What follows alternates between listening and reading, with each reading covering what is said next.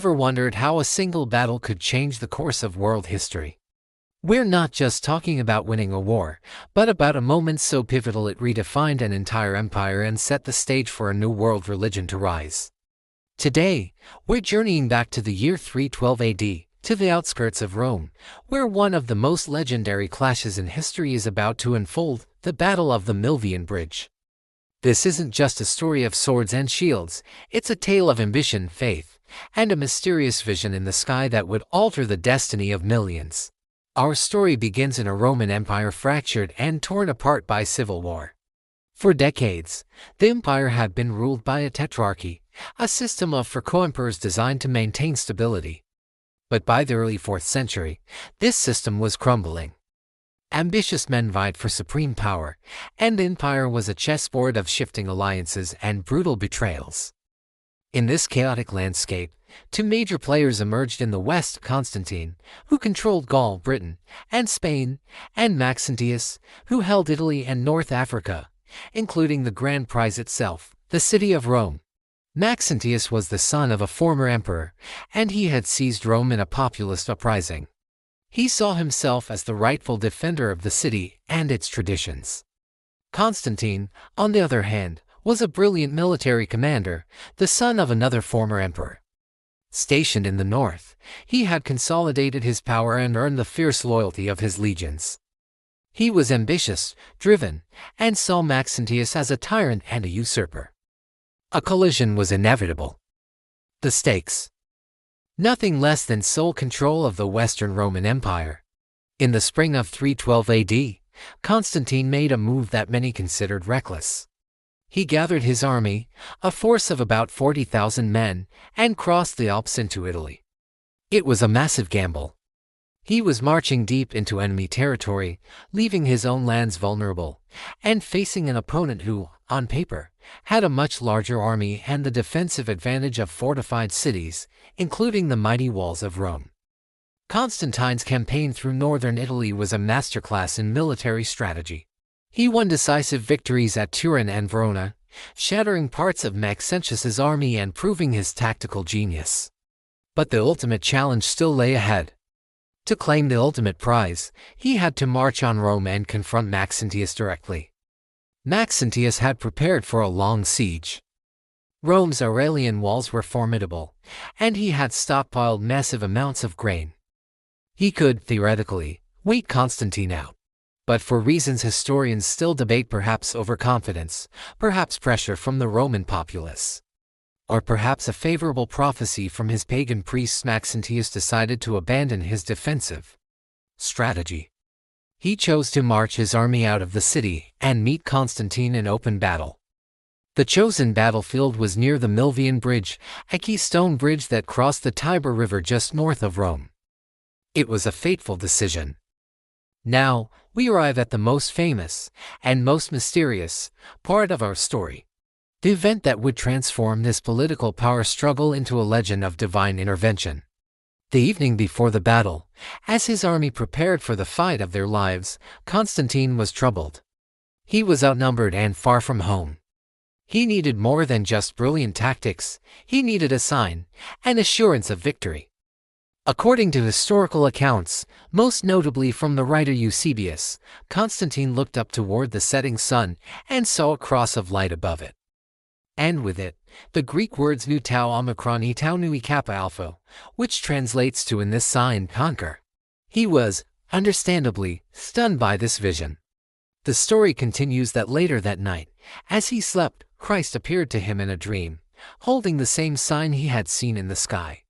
He was instructed to make a replica of this symbol and use it as a standard in battle, a protective emblem for his army. This symbol was the Chi-Rho.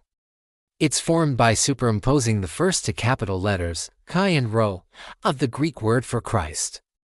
For a Roman army that was still predominantly pagan, this was a radical, unprecedented move. Constantine, who had until then shown favor to the sun god Sol Invictus, was now placing his faith, and the fate of his entire campaign, in the symbol of the Christian God. Following the vision, Constantine ordered his soldiers to paint the Chi-Rho onto their shields. Imagine the scene on the morning of October 28, 312 AD.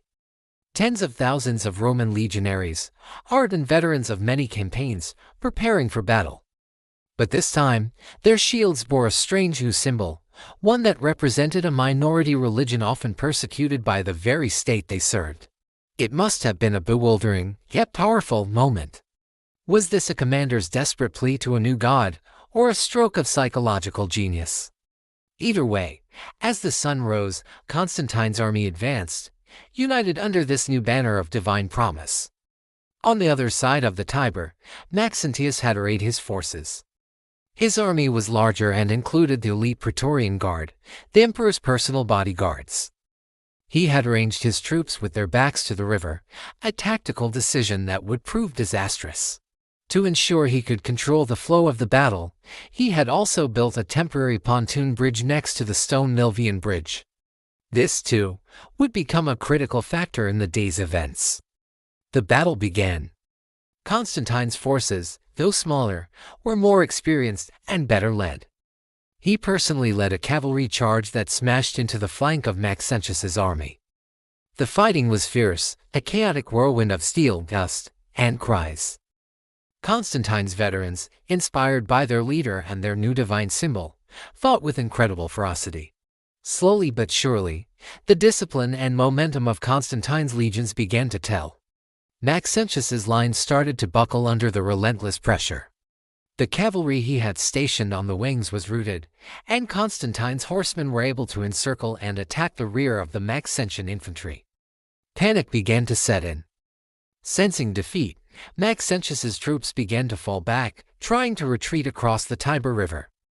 But their only escape routes were the narrow Milvian Bridge and the flimsy pontoon bridge they had constructed. The retreat quickly turned into a chaotic, desperate rout. Thousands of soldiers were crammed onto the bridges, a bottleneck of terror. Under the immense weight of the panicked men and their heavy armor, the temporary pontoon bridge collapsed. Soldiers were plunged into the swirling waters of the Tiber, dragged down by their own equipment. The scene was one of utter pandemonium.